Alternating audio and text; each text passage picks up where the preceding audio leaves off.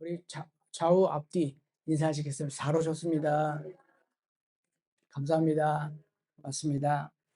오늘 말씀은 여호수아가 백성들을 세겜으로 소집하여서 아브라함으로부터 시작을 해서 어, 이집트를 탈출하고 그 다음에 이 가나안 땅으로 들어오기까지의 모든 그 행적과 여정과 모든 그런 어떤 이스라엘의 역사를 회고하는 그런 장입니다. 그래서 1절부터 12절까지 그동안에 있었던 역사를 다 기억해내면서 말씀을 전하고 있고, 그때 여호수아가 이스라엘 백성들과 함께 서약식을 하는 어, 지금 장면입니다. 여기서 이스라엘 백성들은 여호수아의 신앙 결단 촉구와 함께 경고 앞에서 오직 하나님만을 섬기겠다고 3번을 다짐을 합니다. 그렇다면 이스라엘의 미래는 매우 밝다고 하겠지만, 사실 여호수아가 죽은 후 이스라엘 백성들은 다시 암흑기에 접어들게 됩니다. 여기서 우리는 하나님을 온전히 섬길 수 없는 우리 인간의 연약함을 다시 한번 깨닫게 됩니다. 이제 본문에 담긴 하나님께서 우리에게 주신 그 교훈이 무엇인지 한번 말씀을 나누어 보고자 합니다. 첫 번째, 우리는 항상 선택의 기로에 서 있습니다. 14절에 보면 주님을 경외하고 성실하고 진실하게 섬겨라, 그렇게 말씀하시면서 오직 주님만 섬겨라. 그 다음에 15절은 다른 신들 섬기려면 섬기고 말라면 말고 주님을 섬겨라. 나와 나의 집안은 주님을 섬길 것이다 라고 단언하게 아주 굵은 선언을 선포하고 있습니다. 14절 15절은 여호수아가 하나님과 우상을 동시에 섬기고 있는 이스라엘 백성들을 향해서 지금까지 인도해 주신 여호와를 섬기든지 다른 신을 섬기든지 뭐 바알을 섬기든지 뭐를 섬기든지 그건 너희들 선택이다, 이렇게 말씀을 하고 있습니다. 하지만 이렇게 선택의 기로에 서 있는 것은 이스라엘 당시의 백성들뿐만 아니라 우리도 마찬가지지요.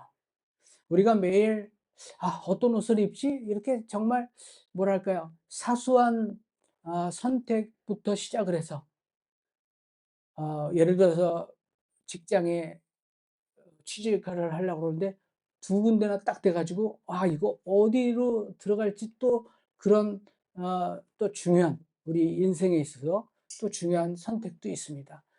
여러 가지 것들이 있죠.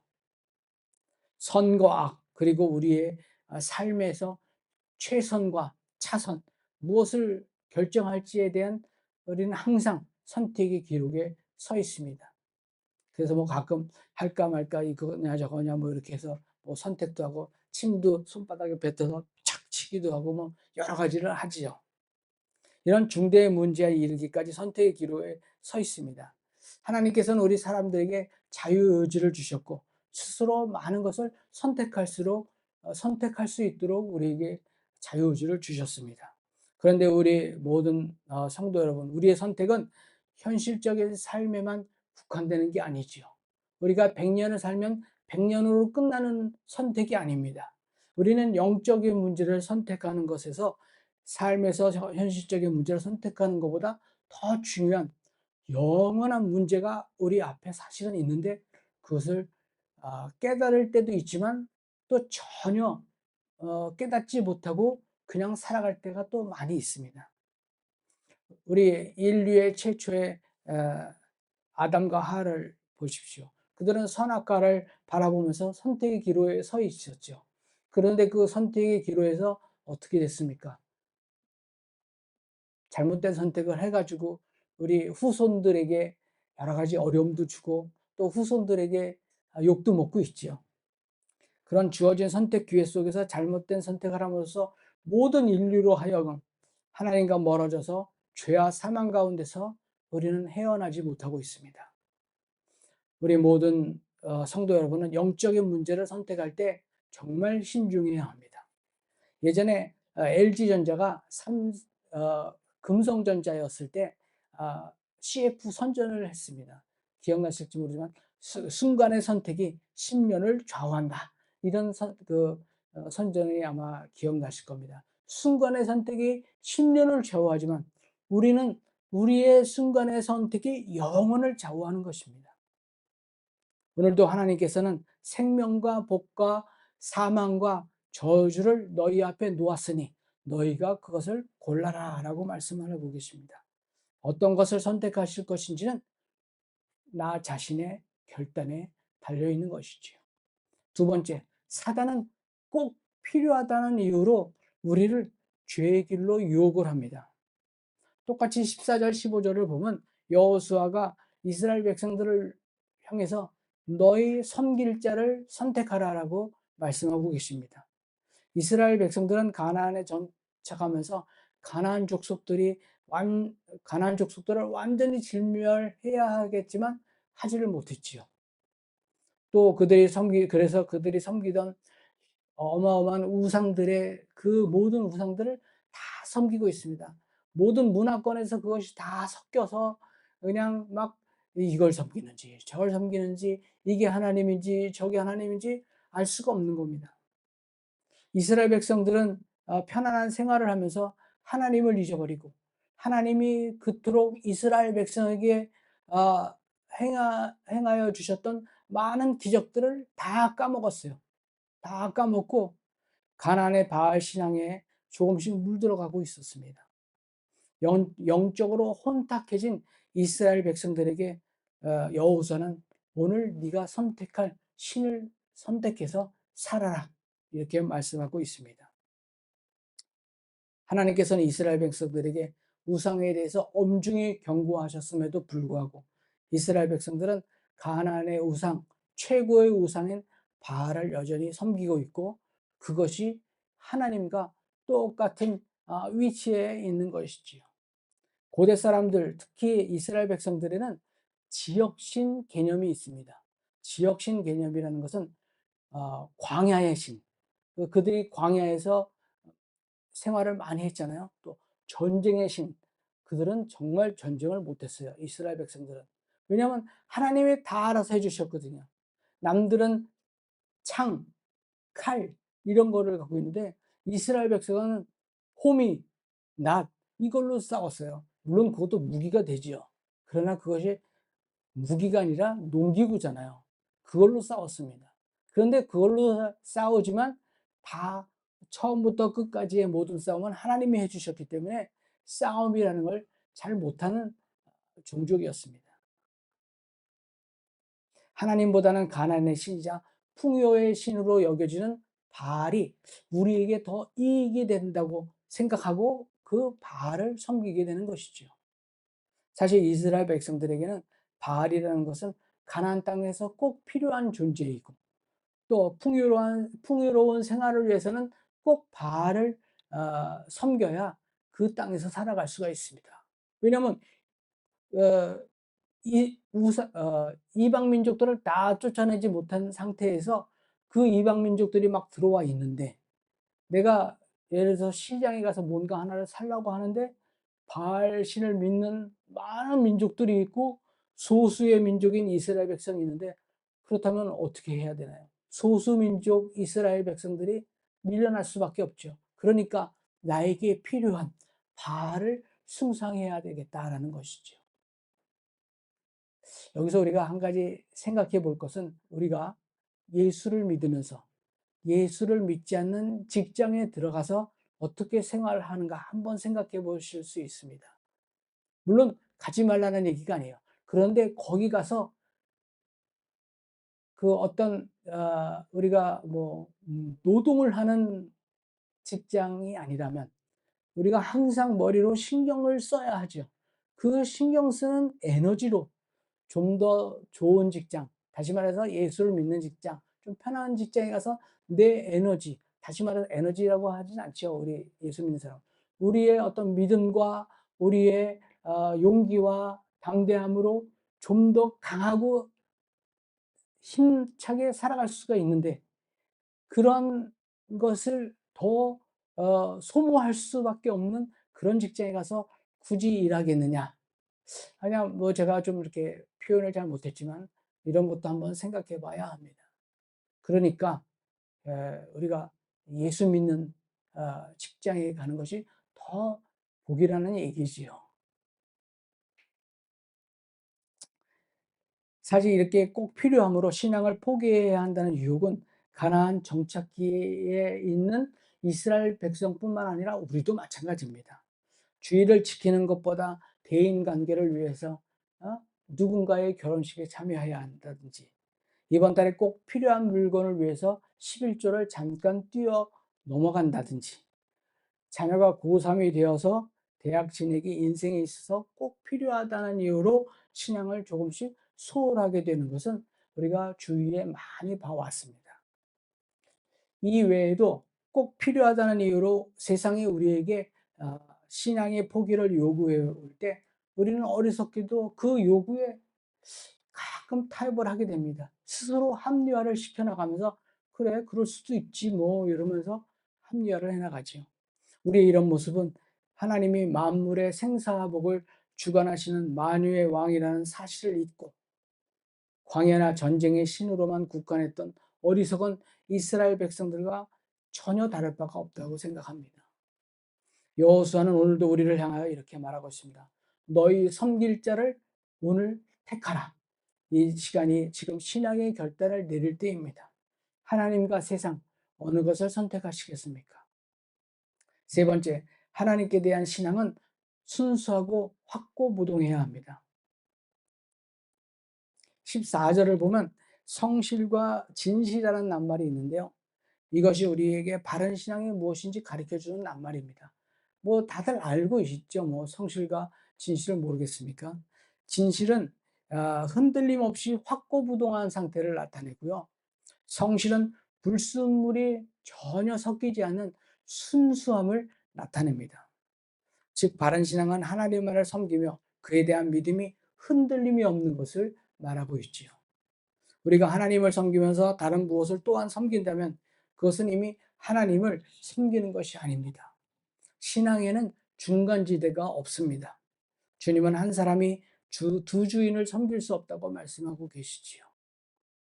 우리가 하나님을 믿는다고 하면서 하나님을 온전히 신뢰하지 못하여 결단의 순간에 머뭇거린다면 그거는 결단코 바른 신앙이 아닙니다. 우리는 과연 성실과 진실로 하나님을 섬기고 있는지 스스로 한번 평가해 봐야 됩니다. 우리는 과연 하나님께 대하여 두 마음을 품지 않으며 그분과 그분 말씀에 대하여 최선을 다하여 살고 있는지 한번 점검해 봐야 하겠습니다. 우리는 다 성실과 진실로 하나님을 섬겨서 하나님께 인정받는 바른 신앙의 소유자들이 되어야겠습니다. 네 번째, 체험적 신앙인 기억이라고 하는 것은 하나님을 의지하게 하는 힘이 됩니다. 16절을 보면 주님을 저버리고 다른 신들을 섬기는 일은 우리가 절대로 하지 않겠습니다. 백성들이 결단을 하는 거예요. 17절도 하나님께서 우리를 이렇게 인도하셨다. 18절도 하나님께서 우리를 인도하셨는데 우리가 주님만을 섬기겠다고 하는 고백입니다. 여호수아가 서 있는 자리에는 이제 슬라이드 필름이 쫙 지나갑니다. 그 예전의 역사들이 쫙 슬라이드 필름처럼 지나가듯이 기억을 새롭게 회상시켜 주는 거죠. 이 24장은 단순히 오늘은 잘 하자가 아니라 하나님이 여기까지 우리를 어떻게 데려왔는지를 여호수아를 통해서 말씀하고 계십니다. 사실은 여호수아가 이게 마지막 설교고 마지막 호흡이라고 표현하지요. 아브라함부터 출애굽과 광야의 정복에 이르기까지 구원의 역사가 한 폭의 슬라이드처럼 쫙 지나가는데요. 우리도 예전에 내가 어떻게 태어났는지는 잘 모르겠지만 기억이 나는 데서부터 현재 이르기까지 모든 기억들이 난 것도 있지만 나지 않는 것도 있으면서 그 슬라이드를 스스로 기억해낼 수가 있지요.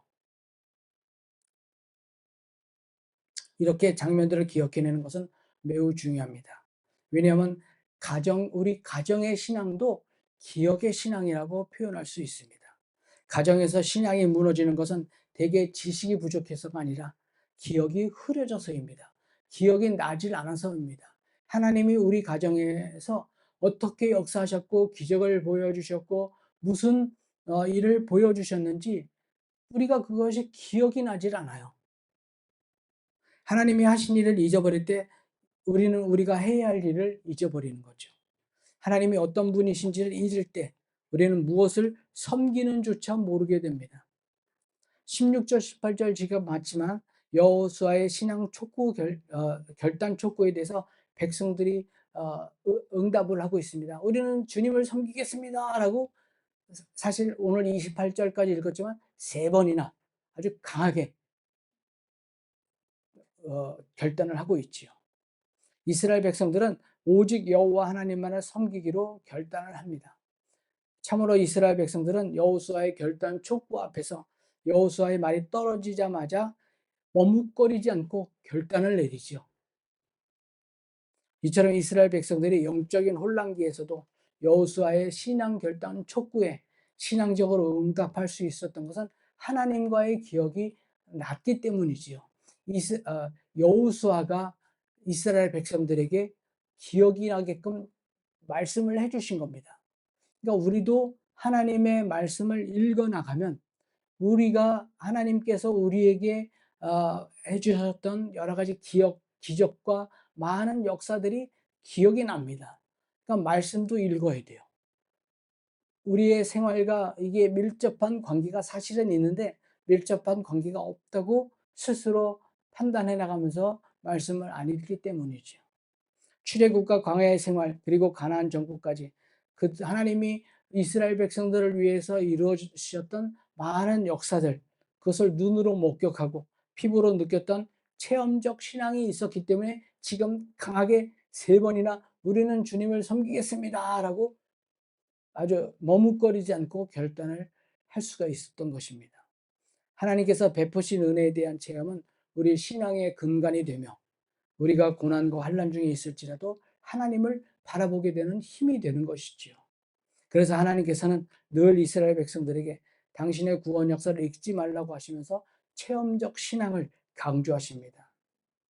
가장 중요한 체험은 하나님의 은혜가 가장 뚜렷하고 극대화된 것이 예수 그리스도를 만나는 것이지요. 성경에 기록된 그리스도를 지식적으로 아는 것이 아니라 우리의 전 생각과 마음을 열어서 그리스도와 연합하고 성령의 지배를 받는 것이 우리의 신앙이 되어야 합니다. 그러므로 성도 여러분, 여러분의 삶 속에서 그리스도를 만나는 체험적 신앙을 소유하며 하나님의 관계를 반드시 기억하시기 바랍니다. 마지막으로 성도에게는 계속되는 신앙의 결단이 요청됩니다. 21절에 보면 이게 두 번째로 이스라엘 백성들이 대답을 합니다. 아닙니다. 우리는 주님만을 섬기겠습니다. 그러니까 너희 하나님 섬기겠냐? 네, 하나님 섬기겠습니다. 근데 여호수아가 뭐 그게 참 못 믿어온지 다시 한번 물었더니 아닙니다. 라고 하잖아요. 우리는 주님만을 섬기겠습니다. 라고 합니다.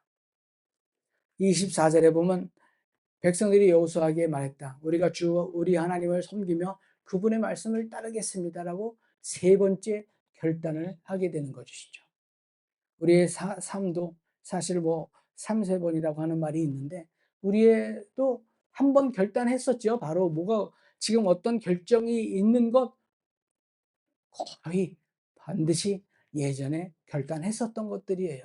새로운 결단이 아닙니다. 그런데 그 전에 결단을 했는데 불구하고 그것을 우리가 실천하지 않았고 지금 또 그 결단이 왔을 때 또 하겠습니다라고 했지만 뒤돌아서면 또 그것을 까먹을 때가 있는 것이지요. 참 우리 인간은 연약하고 부족한 존재입니다. 그것을 인정했을 때 하나님이 더 우리와 함께 해주시는 것을 믿으시기 바랍니다. 이후 23, 24절에 보면 3차로 신앙의 결단을 촉구하고 백성들이 응답하고 있습니다.